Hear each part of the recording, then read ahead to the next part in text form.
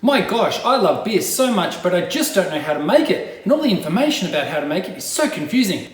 I'm a home brewer. I've been doing it for a while and gosh, it tastes terrible. I just don't know how to fix it. Where do I find the solutions? This is Homebrewer HQ. I'm here to help. So let's get started.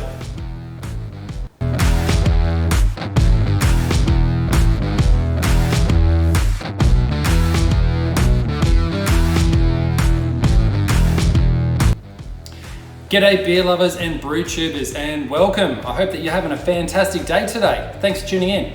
So if you're new to the channel, I'm Luke Riles. This is Homebrewer HQ. It is a channel dedicated to the beer lover and the homebrewer who, one, wants to know more about beer, and two, make fantastic beer at home. So hit the like, subscribe, and you'll know whenever I post new videos. And firstly, I would like to say thank you to all the folks out there that have so far liked and subscribed. I'm new to this game, and so all the likes, all the subscribes are like a nice warm hug, and it makes me feel just loved and wonderful. And I'm probably going to keep doing these, whether you like it or not. Anyway, so in this video, I will be answering the comments from my last video. I put the call out there. If you need help, you want some guidance or some answers relating to beer, well, I'm going to give them to you. So, plenty to get through. So let's get straight into it and get started. Okay, so I'm just going to run through the comments from my last video in the order that they appear, and I've just got my laptop down here for reference, so I'm peering down here, apologies. So the first comment is from Jessica Mack. She says, "Hi Luke, my boyfriend is getting into brewing. I really want to encourage him, but his beers always have a cider flavour and seem a bit flat too. It's hard to drink. Is there a brand you recommend that tastes more like beer? Cheers." Okay, well thanks Jessica.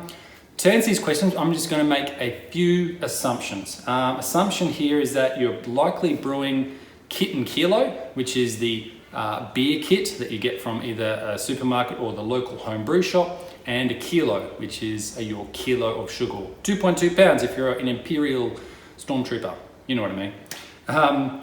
So there are some limitations with brewing in that method, and that's fine.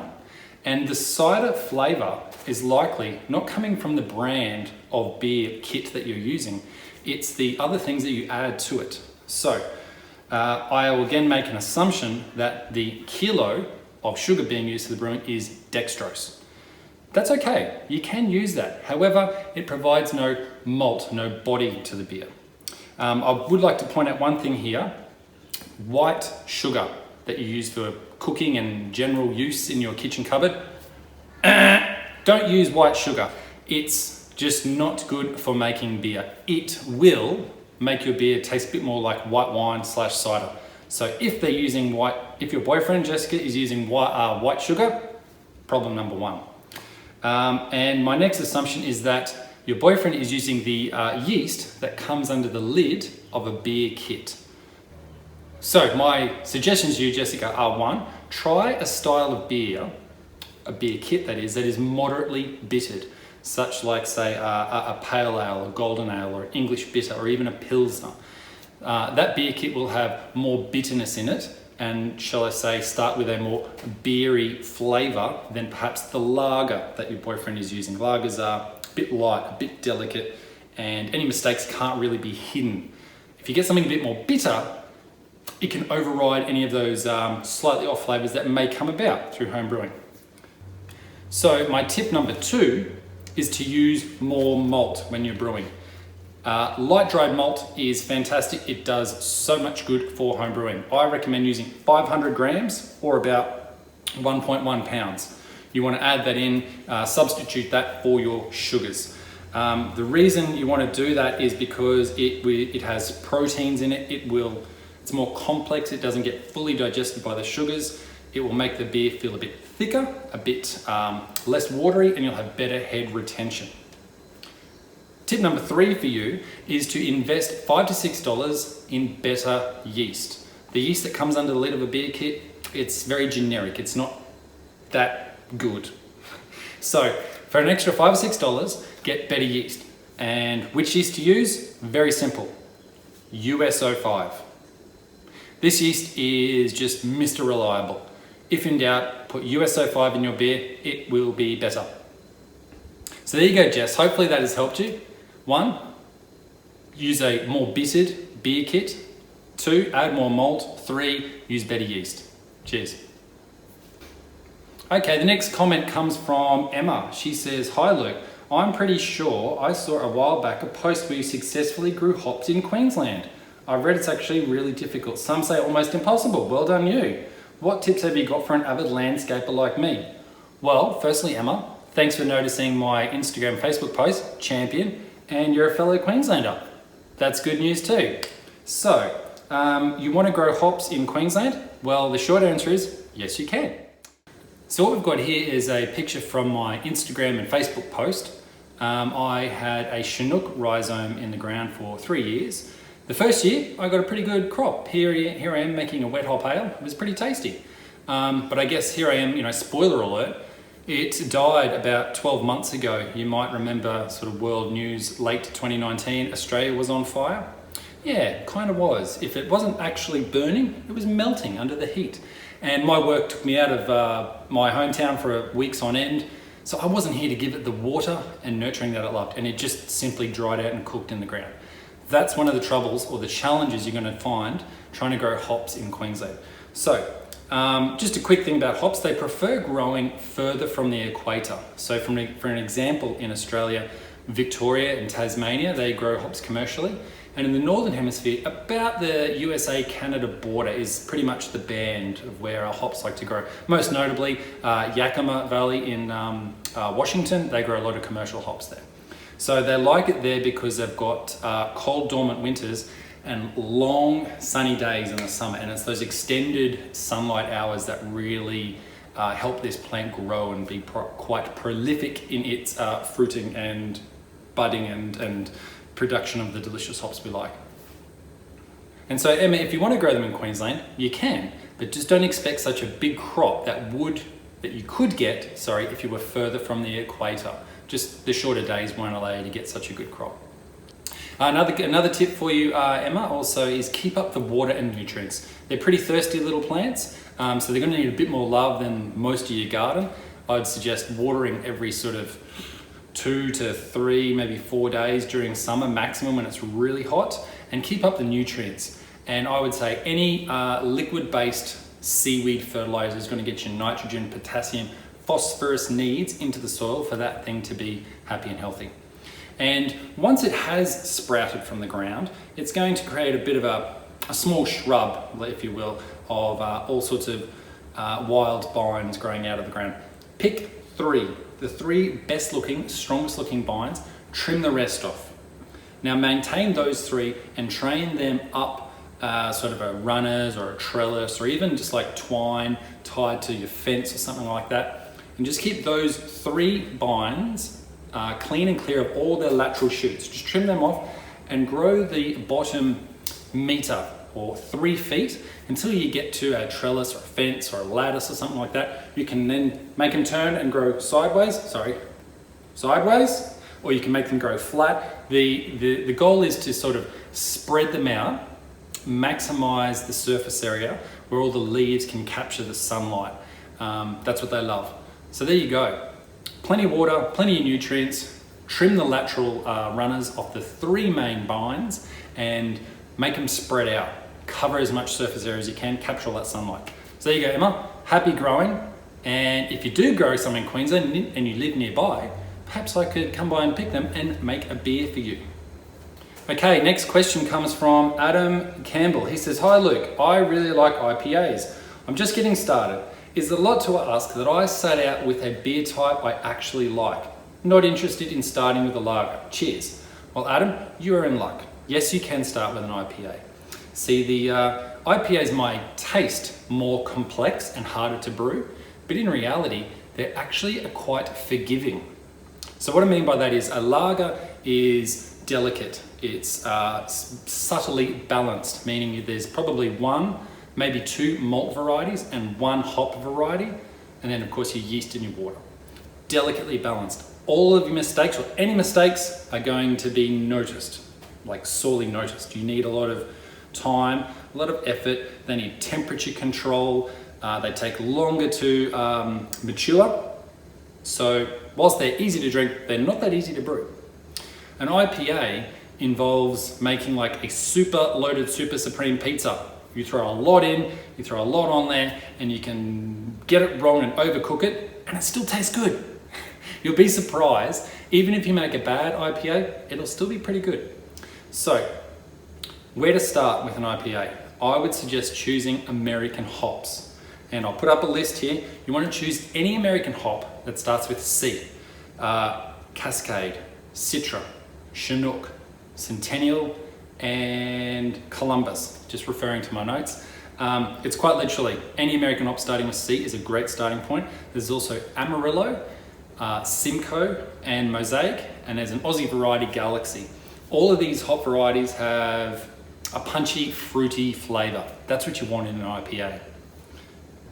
And so another tip for you, Adam, is I guess I'll make an assumption here you're doing kit and kilo or extract brewing. What you want to get is a pot or a saucepan, put it on your stovetop, half fill it with water and bring it to a gentle boil. What you want to do is create 3 hop bombs. What are in these hop bombs? Well, pick any of the 3 hops from the list that I had up and make equal parts of those 3 hops. Say 10 grams of hop 1, 10 grams of hop 2, 10 grams of hop 3. So a total of 30 grams, or if you're using Imperial, a third of an ounce, a third of an ounce, a third of an ounce, making 1 ounce. Any 3 varieties that you choose.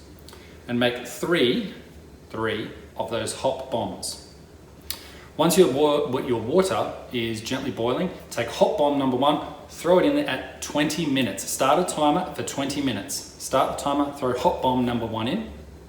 Wait 10 minutes, throw hop bomb number 2 in. You've now got 60 grams or 2 ounces of hops boiling away. Let the timer run out to 0, take your saucepan off the heat, let it cool, give it a stir, take in the aroma. Beautiful. Next, get your third and final hop bomb, throw it in, give it a stir, let it sit, wait 20 minutes. Go and do your other brewing tasks, getting your beer ready. Then get this thick, green, soupy, sludgy, lumpy water full of hops, pour it through a strainer into your fermenter. That way you have boiled all your hops, you've got all your flavor and all your bitterness. You'd be quite surprised, only a short boil, but a large volume of hops will deliver the bitterness and the flavor that you want in an IPA. So there you go, that's a real quick hit of how to make an IPA. Hope that helps you, Adam. Cheers. Okay, next question, Simon. Simon says, hi Luke, brewing a couple of lagers at the moment. Been at 12 degrees for 2 weeks, but I wasn't confident the fermentation was complete. I turned my fridge up to 20 degrees and the airlock started bubbling again. How do I make sure it's complete and I'm not making beer bombs if I bottle too early? Well, the simple answer for yourself, Simon, is hydrometer. You need to take a hydrometer reading towards the end of fermentation and you want to aim for approximately 1010. That's just the rough guide for finished gravity of beer. Now, if you're 2 points higher, 1012, or 2 points lower, well, 1008, you're done. You know, that's great. That's a nice dry beer. 1014, that's the cutoff. Anything above 1014, don't bottle it. There is still too much sugar. When you go to the bottles and add more sugar, you're going to make a beer bomb. So Simon, the short answer is hydrometer. Make sure you check with a hydrometer so then you're absolutely positive that you're not putting over sugared beer into your bottles and creating beer bombs. Okay, last question comes from Giuliano. Hi Luke, this is Giuliano from your homebrewer friend from France or Brazil or whatever.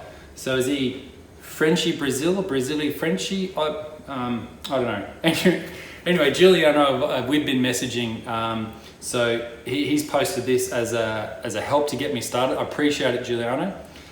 You've put down 4 questions there, so I'll just cut to them real quick. 1, what equipment do I need to start? Here's a list. I'm going to put up a list here. This is a list. Pause it, take a photo, this is your list. This generally can be found in a homebrewer beginner kit. Any homebrewer shop will have it. Some even supermarkets have them. This is an easy place to get everything you need, get started. Some things might break, you might need to tweak it a little bit as you progress. Just start here, easy. Number 2, What kind of beer is advisable to start with? For me, I recommend a pale ale because in the spectrum of beer flavors and the spectrum of beer methods and techniques, a pale ale is kind of smack bang in the middle of everything. You don't need any particular fancy techniques or methods, and you're not aiming to hit any really out there flavors. So a pale ale is a great place to start because it's a pretty forgiving recipe. It's a pretty forgiving beer style. It's relatively easy to drink. Most people enjoy it, and you don't really need any particular skills or equipment to achieve it. So go for a pale ale right down the middle, and you should be happy with your first efforts. Question number 3 is, what should I be worried about for my first batches? Pretty simple: sanitization and patience. Clean everything well and get a no rinse sanitizing spray. Give it a clean, give it a scrub, let it dry, spray all your equipment with a no rinse sanitizer. Done. Stick to that. Don't cut corners on sanitizing.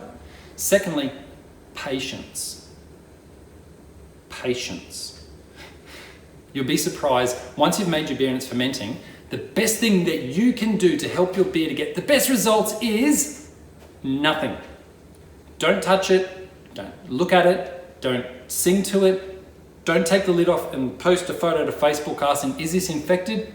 No, wait. The instructions say bottle after 7 days, do it at 9. Patience, a little bit more time will help you. Patience. Lastly, number 4, what are the best sources to learn? Books, sites, etc. Well, that's obvious. Homebrewer HQ. Nice one, Giuliano. All right, so there you go. I hope that everyone that has left a comment and asked a question has gotten some value from my answers. If I've missed the mark, please let me know in the comments below, and I will get onto the keyboards and I will write you a response personally to rectify any issues. It's all about customer service here at Homebrewer HQ. So hope you've enjoyed this. We're coming up to Christmas. It's going to be Christmas this Friday at time of recording. So you have yourself a fantastic Christmas, and I will probably see you in the new year. So cheers, thanks very much. Bye.